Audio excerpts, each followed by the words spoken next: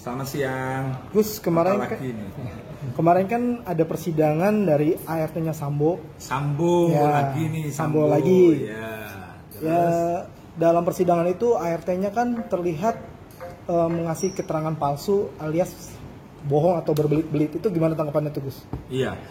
Pertama yang saya hormati Ketua BKN DKI Jakarta sebagai kita kan di pusat ini kami ngajak Mas Kais, nah, BKN DKI Jakarta masih Jokotir ini. Nah, berkaitan masalah susi, saya menyimpulkan kalau melihat kemarin ini memang sangat membahayakan. Keterangan seorang saksi, apalagi itu menjadi saksi kunci ya, salah satu saksi kunci. Kalau ada dugaan dusta, bohong, maka sebaiknya jangan hanya diancam saja. Memang kalau saya melihat guratan wajah ya, tentang cara dia menjawab, kadang cepat, kadang lama. Nah, tanda-tanda orang dusta itu begitu memang. Tanda-tanda orang berdusta itu seperti mimiknya, wajahnya saudari Susi itu. Nah, maksud saya, kebetulan saya konsen mengawal kasus ini dari awal. Ketika Pak Hakim, Anda disumpah loh. Nah, saya ingat itu Pak Hakim, keren Pak Hakim. Anda disumpah loh, jangan bohong loh, gitu kan. Pasalnya ini, hukum tuntutannya ini. Nah, maka ini harus betul-betul dipraktekkan. Jaksa harus mengambil sikap tegas, keputusan, lalu buatkan aja LP, keterangan palsu itu, keterangan berbohong. Nah, lalu bikin rilis jaksa itu. Tujuannya apa? Tujuannya supaya saksi-saksi lain tidak melakukan kebohongan. Apalagi ini kan disiarkan di hampir seluruh YouTube televisi setanah air. Maka ini penting jaksa, hakim dengan sikap tegasnya harus segera mengambil langkah konkret, bukan hanya langkah untuk ngancam-ngancam saja. Jadi kalau memang kemarin disampaikan, Anda disumpah loh, Anda jangan bohong loh, pasalnya ini, maka ini harus segera. Jangan ini dibiarkan. Kalau dibiarkan, khawatir nanti saksi-saksi lain akan mengikuti skenario. Ini kayaknya ada yang menskenario ini. Nah, itu silakan aja jaksa untuk membuktikan, pengacara, Pak Hakim untuk menyelidiki ini. Nah, saksi ke depan kemarin itu kan sempat ada kecurigaan, Anda pakai handspray ya. Nah, ke depan itu harus diperiksa. Nah, pakai polwan atau jaksa perempuan bahwa Anda masuki persidangan, kan ada ruangan tunggunya tuh. Nah, tidak apa-apa diperiksa. Supaya apa? Supaya tidak ada kecurigaan.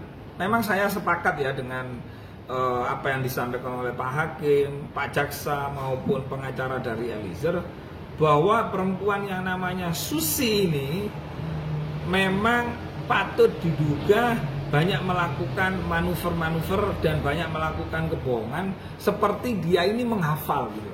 Seperti menghafal, seperti bisa saja ini orang dalam tekanan.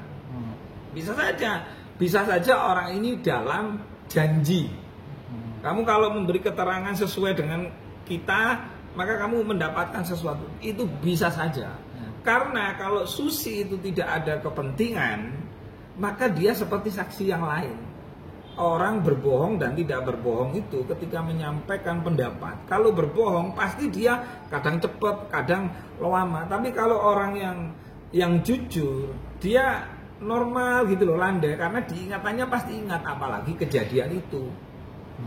Kejadian ini kan membuat trauma dan membuat mudah untuk mengingat, termasuk kejadian siapa itu Bu Putri di mana itu, di Magelang, yang katanya jatuh. Saya yakin kalau kita menolong saat itu pasti ingat memori kita.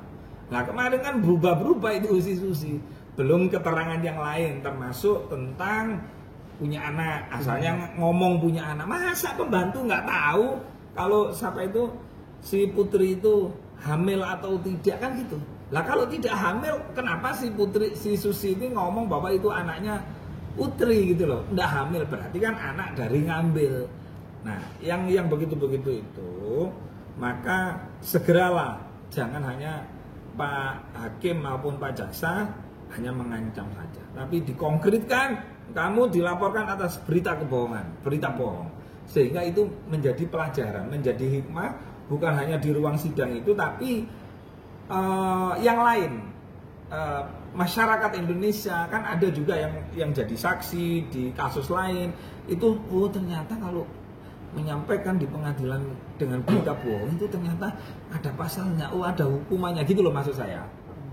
Jangan hanya mengancam-ancam aja gitu ya. Terus ada pertanyaan? Iya, si Eliezer juga sempat tertawa gitu melihat kesaksian dari ART tersebut. Sebenarnya hal seperti itu ketika seorang ART bersaksi dengan yang tidak sesuai terus mengundang orang jadi tertawa itu pantas juga nggak sih, Gus? Ya pantas, namanya orang tertawa, yang penting tertawanya Eliezer nggak begitu, artinya nggak mengganggu persidangan. Selama tertawa itu kan kadang kan spontan, orang ini loh bohong ya, padahal saya sendiri loh sama dia, padahal dia tahu loh waktu kejadian itu saya bagaimana dan melakukan apa, kok orang ini berbohong. Sampaian aja kalau dibohongin orang itu ada dua, ada mangkel, ada bahagia. Tapi kalau sudah tingkatan tinggi, orang kalau dibohong itu tertawa, lucu gitu loh. Tapi kebanyakan rata-rata manusia itu kalau dibohongi marah. Nah saya berharap teman-teman kalau dibohongi temannya itu ketawa gitu loh, ketawa lucu ya, itu dikudang aja gitu ya.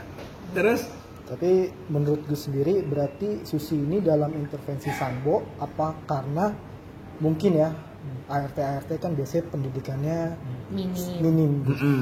Justru ART yang pendidikannya minim harusnya dia itu berkata apa adanya, polos, nggak dibuat-buat. Biasanya orang minim, rata-rata orang yang nakal adalah orang yang pinter ngakali tadi itu. Nah maka ini kebalikannya gitu loh. Nah terus wartawan tanya kan, apakah ini disetting oleh Sambo? Nah itu kita nggak bisa jawab itu. Yang pasti kami menduga Susi ini dalam tekanan. Kami menduga ya, karena keterangannya yang simpang siur itu loh, gak ngalor, gak ngidul. Padahal kan ketika ditanya cuman jawab aja seingatnya dia. Dia yang harusnya ingat, dia jawab lupa. Di saat dia tidak tahu, langsung jawabnya cepat. Nah itulah, nggak perlu pakai peramal lah bahwa oh ini secara tekstur, nggak perlu itu. Semua bisa lah untuk menyimpulkan ini semua.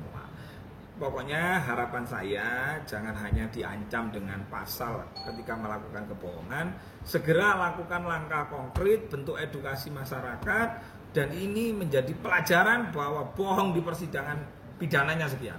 Itu pentingnya, kata kuncinya.